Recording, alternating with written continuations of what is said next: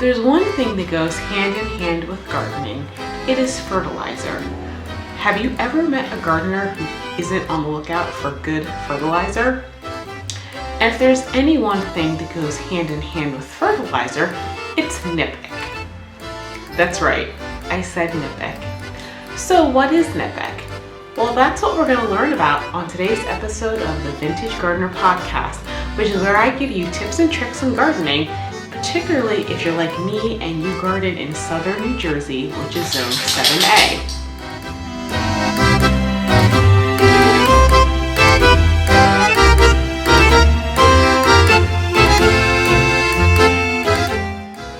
So, what is NiPiK? Well, NiPiK is an acronym, and it's NPK.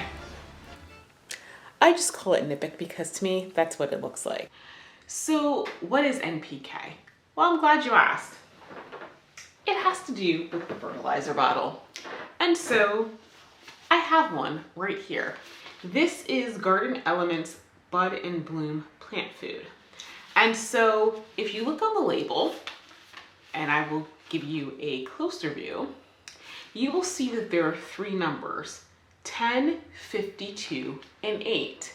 So 10, the first number, is N, 52 is P, the second number, and 8 is K, which is the third number.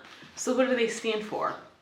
Well, N stands for nitrogen, P stands for phosphorus, and K stands for potassium. Yeah, I know. It's like, why does K stand for potassium when potassium starts with a P? Well, that all goes back to high school chemistry. And I just realized that for me, high school chemistry was 24 years ago. I feel old. Not quite as old as my house, which is 180, but old. So if you remember back to those pesky days of high school chemistry and the periodic table, K stands for kalium, which is the medieval Latin word for potash. And what is potash? Well, potash is potassium, so that's where we get it. So now, nitrogen, phosphorus, and potassium are known as the big three in terms of plant nutrients. They are macronutrients because those are the three nutrients that the plants need most. Now, that's not to say that they don't need any other nutrients, because they do. As a matter of fact, there are probably between 17 to 22 other nutrients that plants need, but they need them in much smaller quantities. And so those other nutrients are known as micronutrients. So what do NPK do? Well, nitrogen helps the plant grow foliage. Green, just think of those leaves. It helps with photosynthesis to help the plant get energy. It helps with seed production, seed setting, and even some fruit a little bit. If you don't have enough nitrogen in your plant or in your soil, then you'll probably notice that your plants will have they're going to be yellowish. It's different from, the yellow you get when there's lack of iron, but it is going to be yellow. They won't get that deep, vibrant green. Then there's phosphorus. Well, phosphorus takes care of root development. It also helps with flower production and fruit production. And in general, it facilitates moving nutrients from the roots through the plant. And then there's potassium. And potassium is kind of like just overall general health. So a short way of keeping all three of these straight is up, down, and all around. And you've probably heard a lot of people say that, or there's another one that shoots roots and all around. That's what it's referring to. So now that you know what NPK or NiPiK stands for, now let's talk about the significance of the numbers on your container. So in my example, mine is 10, 52, and 8. So what does that mean? What that means is that of that fertilizer, 10% is nitrogen, 52% is phosphorus, and 8% is potassium.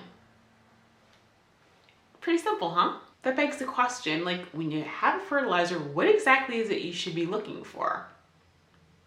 Well, generally speaking, when you're getting a fertilizer, you want something to be balanced. You want equal amounts of all of the elements. If you can find it, and I'll be quite honest, if you go into a supermarket, there are not, or I guess I should say garden center, there really aren't that many that are like, 10, 10, 10, 15, 15, 15. So before you decide to go out and grab some fertilizer and throw it on your plants, let's talk about which one you should be using. What are the magic numbers if you can't find one that's balanced? Well, even if you can find one that's balanced, there are some things you should take into consideration before you buy it. Number one, do you have soil deficiency? If you remember in 2 podcast episodes ago on dirt, I talked about the fact that sometimes your soil, for whatever reason, can be extraordinarily deficient in a particular nutrient. As a matter of fact, I just recently saw a YouTube video from Julia, who's also in New Jersey, who is in North Jersey, which is, I think she's zone 6A or 6B. It's definitely it's a lot cooler up there. But she's having an issue with her elephant ears, which is pretty much just a foliage plant. And so she was having issues with it for the past couple of years, did a soil test, and determined that the nitrogen was very depleted. And so she amended the soils with organic and inorganic elements to bring the nitrogen up. And this year, her elephant ears were huge. So that is a deficiency that you may have.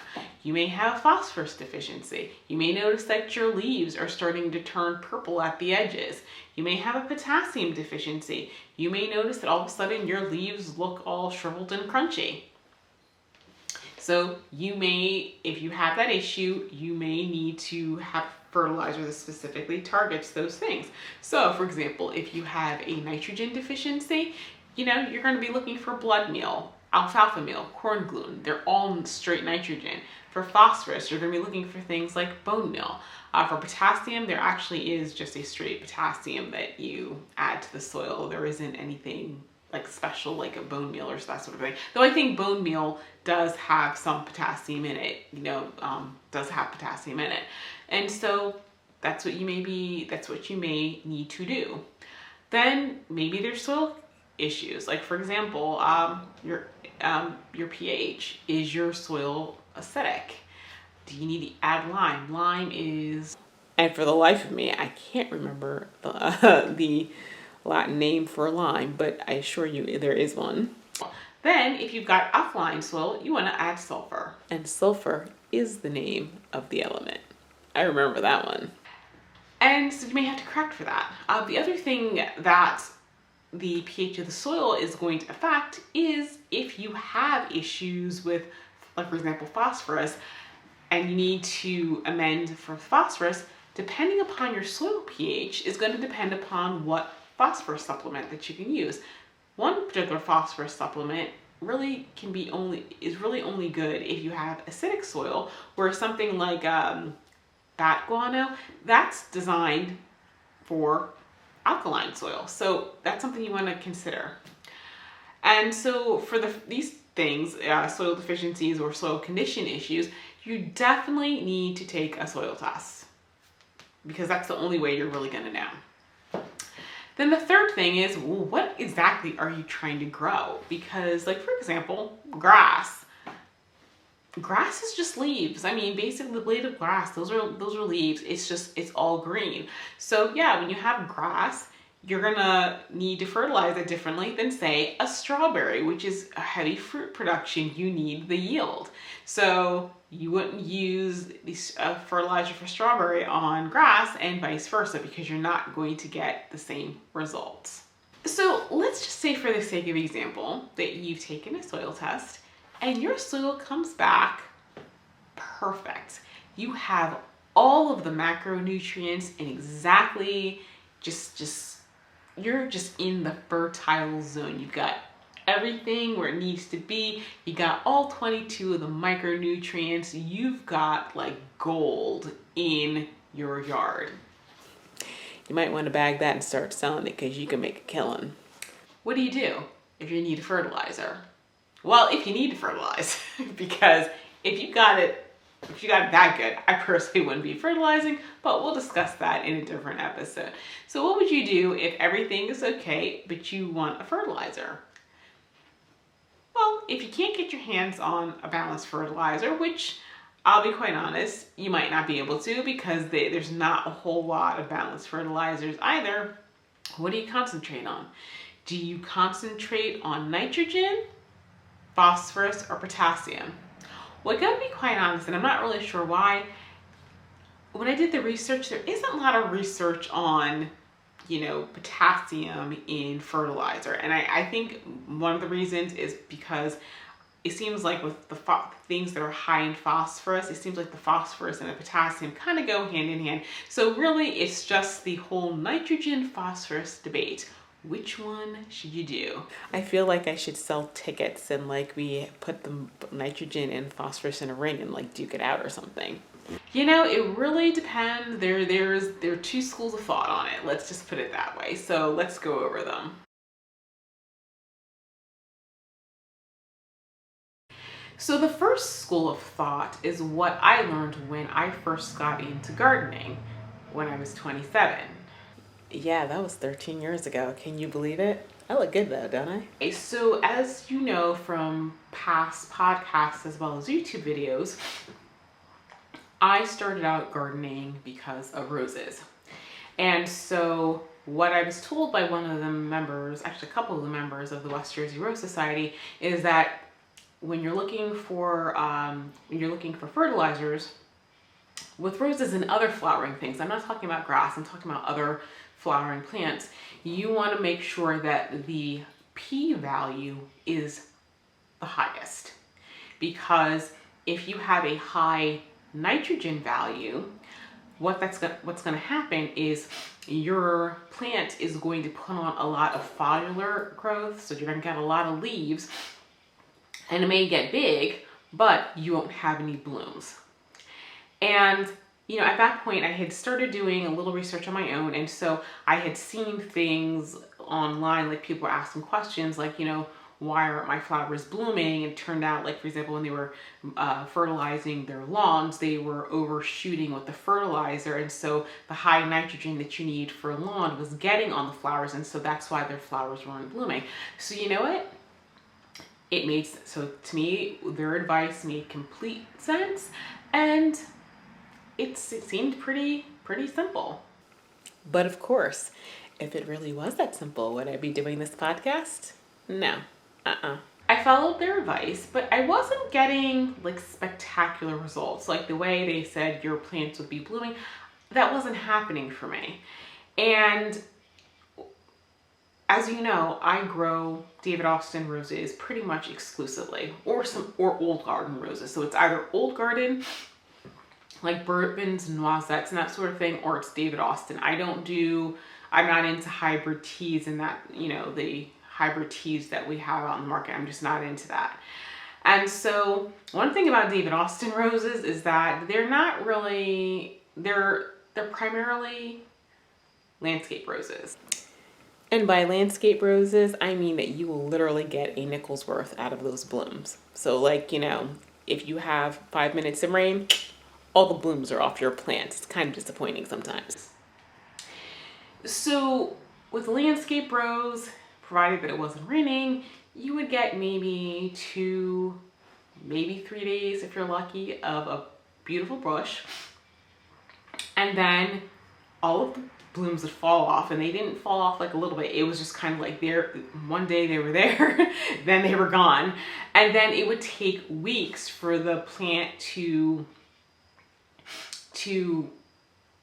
set new buds and that sort of thing. And it was it only seemed to set buds once the prior ones had flushed and fallen off. And of course, I would deadhead them. And so I was just not happy with this because I spent a lot of time with a rose bush that had nothing on it. So I started doing some research, and this was, by this point, I think I was in my early 30s. So this was years ago, and quite frankly, I don't remember those links because back then I didn't think I was going to be podcasting, or else I would have taken more notes. But one of the things I was seeing was that at that time, there was more evidence coming out that high phosphorus in the fertilizers for blooms was really not, it was not all that it was cracked up to be. And I second that one, because it really wasn't. And so they were actually saying that the nitrogen needed to be higher, not the phosphorus. There was concerns about having too much phosphorus in the soil because of the two, the nitrogen depletes a lot more quickly than the phosphorus, and that, you know, adding like with high phosphorus, it just wasn't really necessary. So why two different schools of thought? Why was, you know, at first they were saying phosphorus and now they're saying nitrogen? Well, I think a lot of it was just a matter of research, and I think that it seemed like with the stuff that came out later about having more nitrogen, there seemed to be a better understanding of the interplay between nitrogen, phosphorus, and potassium. For lack of better expression, there is really a synergy amongst these nutrients. And what do I mean by that? So I got this information from, there was an article from University of Massachusetts, as well as the Texas Cooperative Exchange, and I will post the links in the video description so you can read them. I don't know why I tell you guys that. I always forget to post the links. So if you want to find them, Google the terms too much phosphorus in the soil, and it should pull it up for you, or over fertilization with phosphorus. And one of those two articles, if not both, are going to pop up for you. Okay. One of the things that both articles were recognizing was that, you know, through their studies, was that nitrogen needs to be higher because the nitrogen actually does help the plant take up the phosphorus that's actually there. So in reality, you need less phosphorus than the nitrogen because it makes the phosphorus more readily available. The other thing that they were realizing was that, and I can't remember which article it was, is that when you have high phosphorus in the fertilizer, it actually causes a problem. The biggest problem is that there is this type of fungi, and it's called mycorrhizal. I'll put it on the screen. It's a mycorrhizal fungi. It's the type of fungi that, if, for example, if you order from David Austin Roses, that's the type of thing that they recommend for root development. One thing they were finding was that excess phosphorus was actually damaging that, and so the plant's ability to uptake nutrients in general was being compromised. The additional thing is that, like I said, from the articles I was reading, not just the University of Massachusetts and the Texas one, but other articles that I had been reading in the past that I don't have the links for, one of the things they were saying was that, like, nitrogen depletes from the soil much quickly. Like, plants tend to use more of the nitrogen than the phosphorus, and so the phosphorus was just, you know, staying there, and then so you could really end up with too much phosphorus in the soil. The other thing is that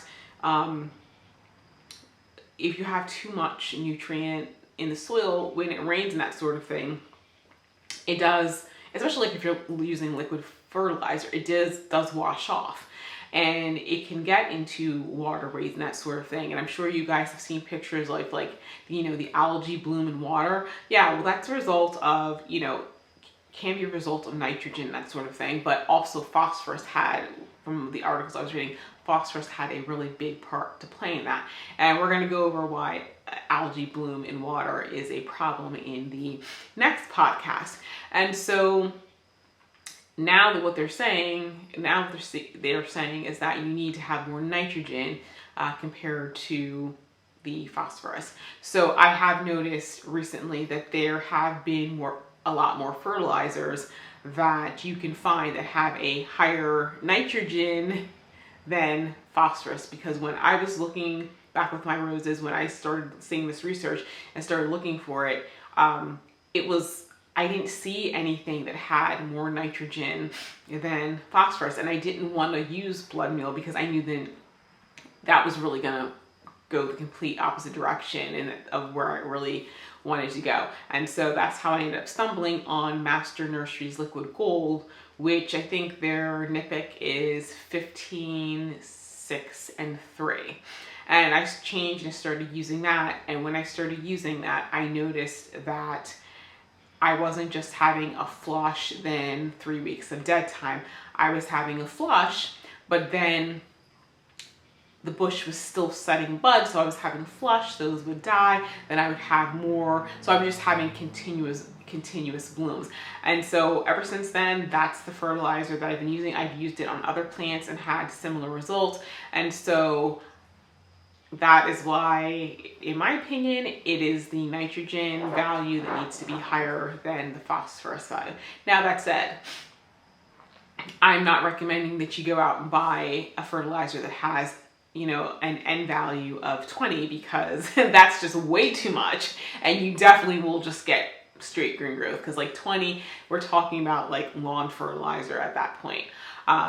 The maximum in terms of N value would be what I have in my liquid, my Master Gardener Liquid Gold, which is 15. I know that there's some other ones that have higher values than that I think are popular, and we're going to go over that in the next podcast. That's just not my thing, and I don't use them for other reasons, and we'll talk about that. We'll talk about that later. So, in my opinion, the nitrogen value is the more important value of the two. So, is your head spinning right now? Do you feel like your brain is about to explode? Yeah, I know how you feel. Listen, I gave you guys a lot of information, and I'm going to stop the podcast now. I'm going to come back with a different episode. We're going to talk more about fertilizer, because there's other things that we didn't get to discuss. NiPiK is one small part of fertilizers. There's things like organic versus inorganic. We didn't even touch that. We didn't talk about brands. I mean, because there are so many brands of fertilizer, both inorganic and organic. And then there's different types of fertilizer. You know, you got the lawn fertilizer, you got the citrus, the azalea. Like, there's so many different types. And I know for some people, especially if you're starting out, you're just kind of thinking, you probably are going, oh my gosh, like, I'm going to spend amounts of money just trying to, fertilize my garden, because I probably need one of each. Well, the surprising thing is you really don't need one of each. You really don't. And so I'll be telling you what things you really need for your garden. And it's going to be, it's a lot less. And some things you may need, like, for example, you may run into a problem one year where you need to buy something specific, but, for the most part, you can get by with, I can tell you that if you have a good garden center that's really trying to be helpful, they'll kind of tell you that you really only need this one, as opposed to the people who are going to say, oh yeah, if you're doing this, you're going to need this, and trying to load you up just to make a sale. So we'll be going over that. And then there's other ways to, amend your soil, replenish the soil without buying fertilizers. And so we're going to be going over that. And so that's like, crop rotation. That's also like cover crops and that sort of thing. And so we'll be going over that. And I'll be telling you things that I've done in the past. I'll tell you things I'm doing now. And, and things I'm intending to change, because now that I'm at Wildfell Manor, and this is going to be like my forever home, I do, and I have more space, I am going to be setting things up so that my gardening can be more sustainable. And I think that's really going to be the key part of the next episode, is sustainable gardening. Your garden is part of a ecosystem, a larger ecosystem. And, fertilizer, even organic stuff, does have an effect. It has an effect on the ecosystem. And so it affects it in ways that you may not realize that it's even affecting it. And so we're going to be going over that, just things to keep in consideration. I think I know in this country we've become, when it comes to gardening and that sort of thing, we've become very dependent upon fertilizer, whether it's organic or inorganic, which is why I said that those are two things that went hand in hand. And that's not necessarily a good thing. Fertilizers, like the fertilizers really started out, in a commercial setting with, farmers trying to increase yields. And, for us, we look at things as, more plants, more blooms, more higher yields for farming. And sometimes, but all of that comes at a cost if you're constantly wanting more and more and more. One of the reasons I call myself a vintage gardener, because in addition to the fact that, like, for example, I like vintage style houses, which I have, and I like, the vintage style, vintage designs in gardening. The other thing is that, I'm trying to, and it's hard, but I'm trying to get away from this whole idea of it's got to be more and more, more and more. You have to have constant blooms in that, and learning to appreciate the garden for, like, for example, the things that bloom once, like peonies. Like peonies, it's one bloom, and I don't think they've ever been able to breed peonies to have more than one flush of blooms. And learning to enjoy things, even if they only bloom or, are beautiful and delightful for a short period of time, and not, rushing out to, trying to fill my garden with things that have been selectively bred, to the point that you have to fertilize them to death in order to get them to look to have that type of garden. And so, it requires different type of gardening, like, planting a lot of variety of plants that bloom at different times, so that, you have constant blooms, but not necessarily of the same thing. And so also just, going back to more, I guess, like old fashioned ways in terms of like rotating things in the garden and cover crops to, to benefit health. Because at the end of the day, your plants are fed by the soil. And so you got to take care of the soil, and then the soil will take care of the plants. And sometimes, although, fertilizers can be helpful in taking care of the soil, sometimes they can probably do more harm than good. So we're going to be going over more of that in the next episode. So if you guys are on YouTube, thank you guys so much for watching. If you're new to YouTube, please consider subscribing, like the video, comment something. You guys have questions, put them in the comments. If I get enough questions about fertilizer, what I may do is I may do a separate episode of question and answer, or because I do have a Zoom account, I may actually do a live call-in show where I, set up a Zoom chat, and I'll give you guys, can email whoever wants to participate. You guys can call in and ask a question, and we can kind of go from there. If you guys are on iTunes and or Google Play or Spotify, I don't know that you guys can leave comments on that, but if you want to go to my website, which is thevintagegardenernj.com, the podcast episodes are actually uploaded directly to my blog, and of course you can leave a comment there, and I do get notifications on both my blog and YouTube, so I will respond fairly promptly. Well, when I'm not working, but it's pretty prompt. You won't usually go the whole day without me responding, unless I'm trying a case, and in that case, sorry. But so thank you guys so much for watching and listening, and I will see you guys, or you'll hear me in the next episode.